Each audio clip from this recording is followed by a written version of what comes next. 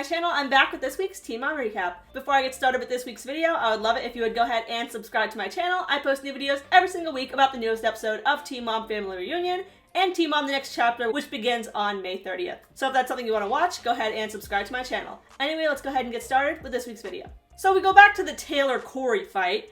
Cory says, I was trying to have a good night and get lit, and now it ends like this? Taylor covers up the in-room cameras, but thankfully she keeps her mic pack on. She says, all these guys here are committing, and you can't do it? We've been together longer than these people. It's ridiculous.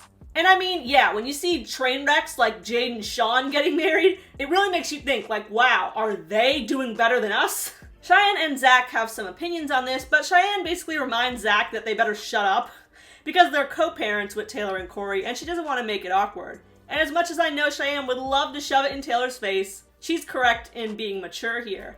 Back in like 2019, Taylor was over here thinking like, haha, I won the man. Cheyenne was clearly bitter that Cory didn't want her, but who really won in the end? Taylor got cheated on and has no ring. Meanwhile, Cheyenne's man is very questionable, but at least he's never been in a cheating scandal that we know of, and he wifed her. Anyway, Taylor says, if this is gonna take another 5 years, I'm not here for it.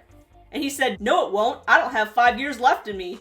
Which I don't know what that was supposed to mean, it didn't sound very good. I don't have 5 years left in me. Do you know how embarrassing it is to go to the grocery store and I'm there with 3 kids and no ring? I get it, but like, I'm sure there are stranger things in California grocery stores. And then Cory, who always like word vomits the worst possible responses. He says, so how about what if I give you a promise ring? This man has nothing but the audacity. I don't know if he's trying to be funny for the cameras, but Taylor does not find it funny. Taylor says, fuck a promise ring. What am I, 16? If he gives me a promise ring, I promise to throw it in the garbage. Good for her. What can I give you to show you that I love you? A wedding ring! Nothing else!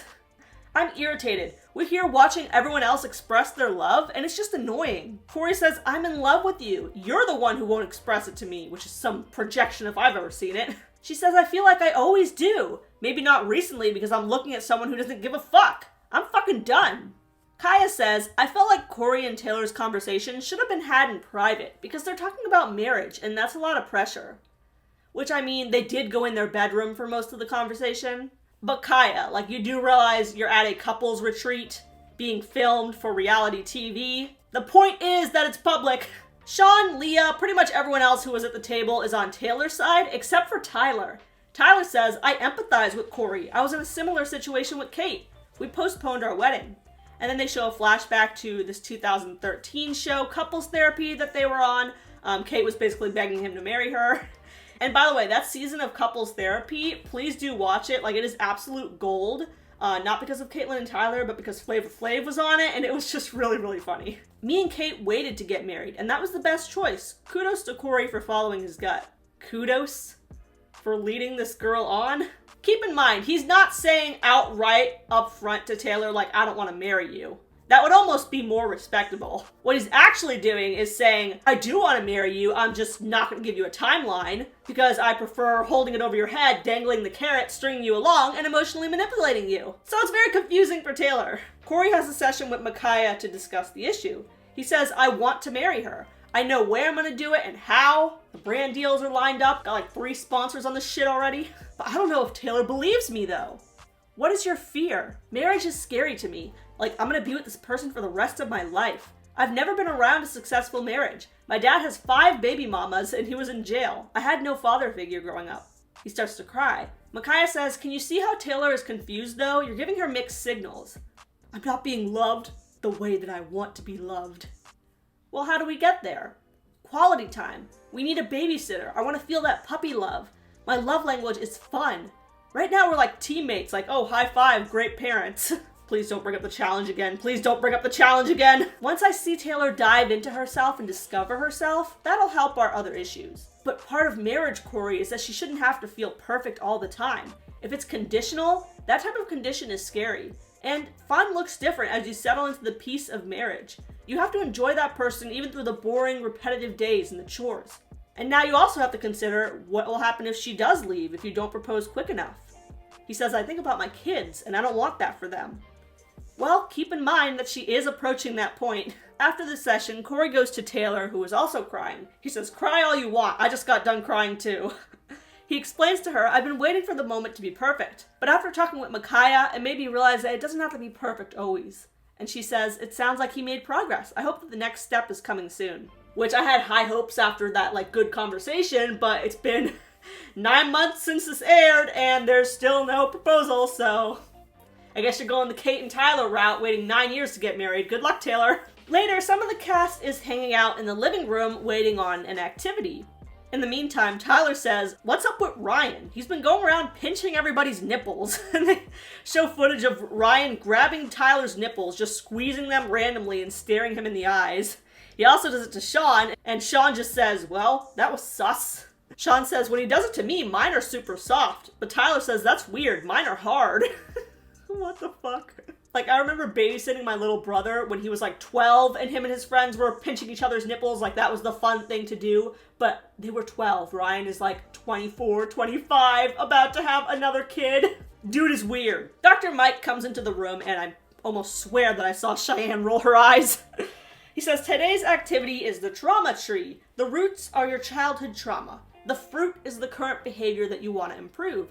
Let's write down something that you want to improve on the fruit." And this scene takes a turn real quick. It gets very heavy. So Briana says she wants to improve her daddy issues. And Dr. Mike asks, "What are your roots?" And she says, "Being molested as a very young child. It feels freeing to finally talk about this." "Does your mom know that you were molested?" "No." And then Caitlin chimes in to say, "It's the same for me. I told my friends that I was assaulted, but I just couldn't tell my mom." Briana says that telling who it is would break the family apart. "What are your other roots?" "The second one is being neglected as a child. I never felt loved enough. And third was my parents fighting all the time." Casanio says that his root is losing his grandma. He says, "Soccer was my life. The day that I first played on the national team was the day that she passed away." And he starts crying. Mackenzie says this is the first time that he's cried and opened up like that, and it makes me feel more connected to him. "Kaya, what are your roots?" Kaya says, "I was sexually assaulted by someone I trusted. I was 15, and I actually planned to give my virginity to this person. But the way they handled me, I felt like dirt. So that's why I hate men. They have a sense of control. When it happened, I kept questioning, is this rape? Because I did tell him that I wanted to give him my virginity." Dr. Mike asks her, "Did you give consent?" And she says no. "Well, then it was rape." Dr. Mike says, "I see this warm, sweet heart in you, and everybody sees that. I'm so sorry that that happened to you." Leah says that she also suffered through childhood sexual abuse, and then later in her life, her divorce and her custody battle were the sources of her trauma. "What would you say to your younger self, Leah? You don't have to carry it anymore." Tyler says his root is his suicide attempt at age 11. "I was so ready. I wish I could just go back and tell myself, Tyler, you are worthy to live and experience things. And Kate, you remind me that I'm worthy every single day. I'm so thankful for you." And at the end, Dr. Mike says, "You guys did a great job identifying your roots, so much courage. Good work, guys. The first step now is to water your roots." My eyes were watery after that scene. I was tearing up a little. It's really depressing to see just how much of this cast was sexually abused as a child. It really makes you think. And then MTV does a complete 180 in the tone. We go from talking about very serious childhood traumas at 2 p.m. to partying in the club at 8 p.m. Kaya says, "We should go out tonight and maybe get thrusted on again." And Leah says, "I've been celibate for a year, girl. I have the self-control that I didn't have when I was younger, and it's empowering." Kaya says, "I don't get an emotional connection from sex. I was in a relationship for so many years that now I'm like, I just want to have fun." And Briana says, "I like to fuck. I don't know about y'all." Yeah, we know. So they go to the club. There's shots, there's grinding, there's twerking. Briana's asking all the men there, "Are you single? Are you single? Who's single here?" Total Jersey Shore vibes again. I need a hot guy. I need a single guy. A group of 3 men see the easy lay, and they approach the girls. Kaya says one of them was like Arnold Schwarzenegger, big-ass muscles. The other one looked like Jesus. Briana says Jonathan, though, he was the cutest one. He thinks I'm sexy. He doesn't speak any English, though. And I may be Puerto Rican, but I don't speak any Spanish. So they talk to each other using Google Translate.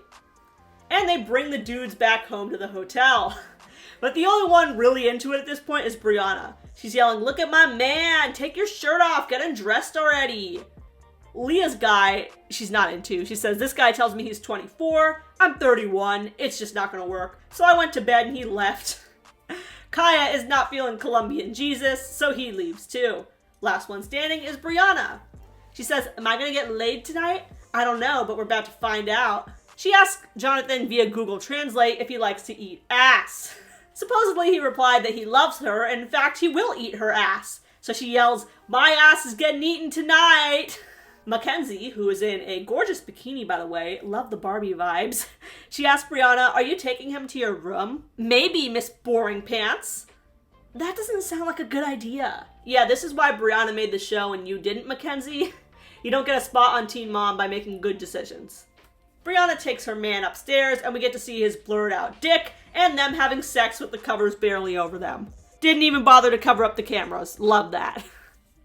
And the best part is, this resort has no soundproofing, so Kaya goes upstairs and easily hears Briana moaning loud as fuck. Who else but Briana?